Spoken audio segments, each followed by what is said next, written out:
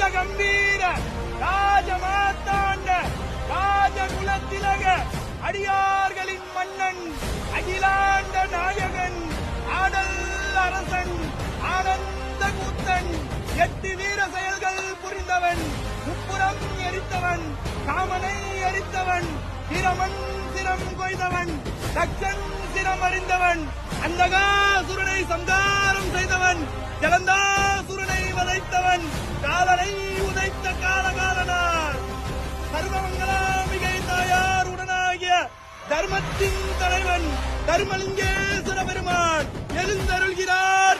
வருகிறார் வருகிறார் வருகிறார்.